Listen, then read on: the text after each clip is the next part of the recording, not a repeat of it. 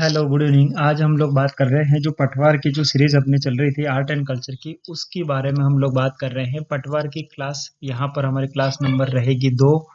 और उसमें हम लोग जो चर्चा कर रहे थे आर्ट एंड कल्चर के अति महत्वपूर्ण प्रश्नोत्तरी के बारे में। तो सीधे बिना देर के सीधे प्रश्नों की ओर चल लेते हैं। आज का हमारा जो पहला प्रश्न है वो है, राजस्थान में कौन सी प्रथा मृत्यु से संबंधित नहीं है।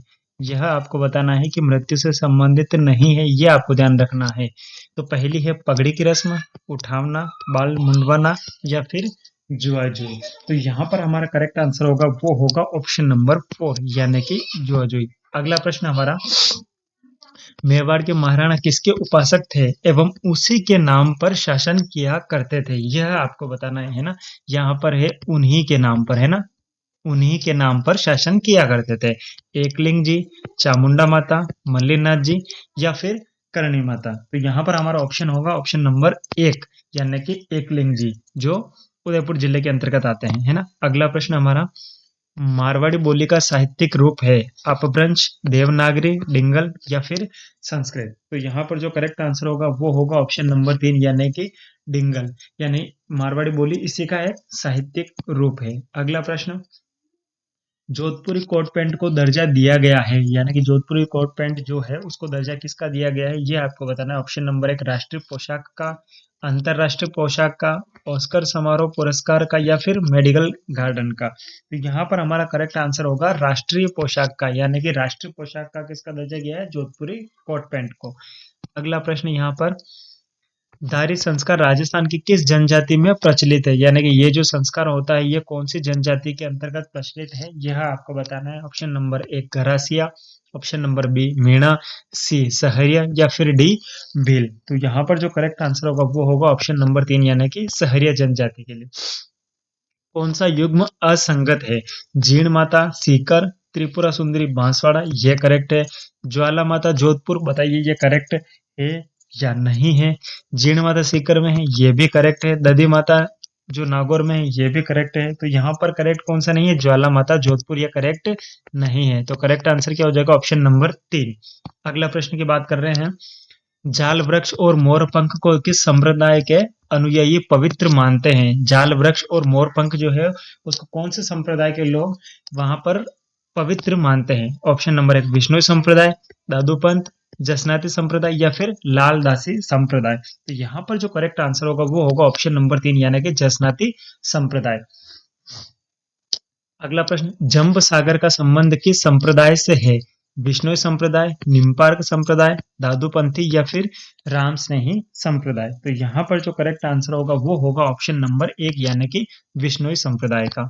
अगला प्रश्न, राम स्नेही संप्रदाय के प्रवर्तक कौन माने जाते हैं, यानी कि इनके प्रवर्तक कौन थे। रामचरण जी, रामनाथ जी, रामकरण जी या फिर राम शरण जी। तो यहाँ पर जो करेक्ट आंसर होगा वो होगा ऑप्शन नंबर 1 यानी कि रामचरण जी। यहाँ पर देखिएगा, आपको कंफ्यूज करने के लिए सब नाम लगभग लगभग सिमिलर दिए हुए हैं, लेकिन आपको अच्छे से याद रखना है कि यहाँ पर ऑप्शन नंबर 1 यानी कि रामचरण जी।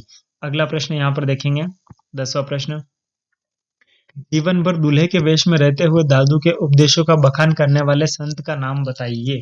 सुंदरदास जी, धन्ना जी, रज्जब जी या फिर जयमलदास जी। तो यहाँ पर जो करेक्ट आंसर होगा वो होगा ऑप्शन नंबर 3 यानी कि रज्जब जी। अगला प्रश्न, जंब सागर एवं जंब संहिता ग्रंथ किस संप्रदाय से संबंधित है, यानी कि ये दोनों जो है वो किस संप्रदाय से संबंधित है। जसनाती, बिश्नोई, राम स्नेही या फिर लालदासी संप्रदाय। तो यहाँ पर जो करेक्ट आंसर होगा वो होगा ऑप्शन नंबर 2 यानी कि बिश्नोई संप्रदाय से संबंधित है। अगला प्रश्न हमारा, जैसलमेर में मरु मेला कब आयोजित होता है। या आपका यहाँ पर एक प्रश्न और भी बन सकता है कि मरु मेला कहाँ पर आयोजित किया जाता है।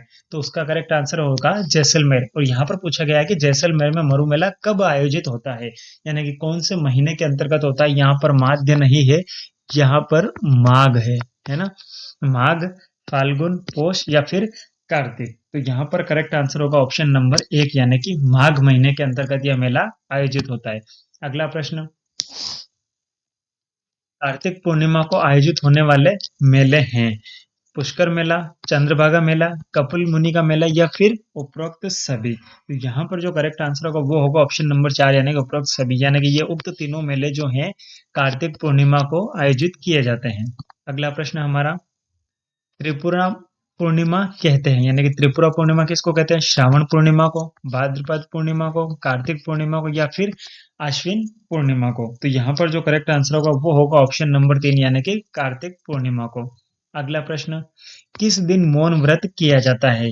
माघ अमावस्या को, भाद्रपद अमावस्या को, फाल्गुन अमावस्या को या फिर आश्विन अमावस्या को। यहाँ पर माघ है ना, यह आपको बताना है कि मौन व्रत किस दिन मनाया जाता है। तो यहाँ का करेक्ट आंसर होगा ऑप्शन नंबर 1 यानी कि माघ महीने की अमावस्या को मौन व्रत मनाया जाता है। अगला प्रश्न, व्यास पूर्णिमा या फिर गुरु पूर्णिमा कहते हैं, यानी कि कौन से महीने की पूर्णिमा को व्यास पूर्णिमा या फिर जिसे गुरु पूर्णिमा के नाम से भी जाना जाता है?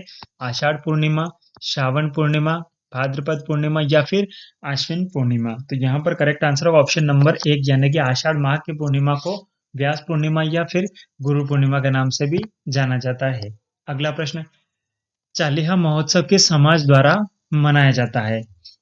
चालीसा है ना, चालीसा होगा यहाँ पर करेक्ट आंसर अपना चालीहा। सिख समाज, सिंधी समाज, मुसलमान समाज या फिर जैन समाज। तो यहाँ पर जो करेक्ट आंसर होगा वो होगा ऑप्शन नंबर 2 यानी कि सिंधी समाज।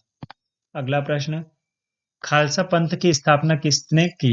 खालसा पंथ की स्थापना किसने की? गुरु अर्जुन देव, गुरु नानक देव, गुरु गोविंद सिंह जी या फिर गुरु रामदास जी। यहाँ पर आपको बताना है कि खालसा पंथ की स्थापना किसने करी। तो ऑप्शन नंबर 3 करेक्ट होगा, यानी गुरु गोविंद सिंह जी ने खालसा पंथ की स्थापना करी थी। अगला प्रश्न, राष्ट्रीय पंचांग शक संवत का प्रारंभ होता है? राष्ट्रीय पंचांग जो शक संवत है उसका प्रारंभ कब से होता है? प्रतिवर्ष 22 मार्च को, प्रतिवर्ष 1 अप्रैल को या हर वर्ष 30 जनवरी को या फिर 30 मार्च को। तो यहाँ पर जो करेक्ट आंसर होगा वो होगा ऑप्शन नंबर 1 यानी कि 22 मार्च को शक संवत प्रारंभ होता है प्रतिवर्ष। आज का अंतिम प्रश्न, श्राद्ध कौन से महीने में किए जाते हैं? चैत्र माह, माघ माह, भाद्रपद माह या फिर आश्विन माह। तो इसका करेक्ट आंसर होगा ऑप्शन नंबर 4 यानी कि आश्विन महीने के अंतर्गत श्राद्ध किए जाते हैं। ये है 20 अति महत्वपूर्ण प्रश्न। ये क्लास आपको कैसे लगी कमेंट करके जरूर बताइएगा। और जो जो भी दोस्त अपने आपके फ्रेंड लोग जो भी हैं पटवारी की तैयारी कर रहे हैं उनमें ये क्लास आप जरूर से शेयर कीजिएगा। जल्दी मिलते हैं क्लास नंबर 3 के साथ, तब तक के लिए जय हिंद, जय भारत।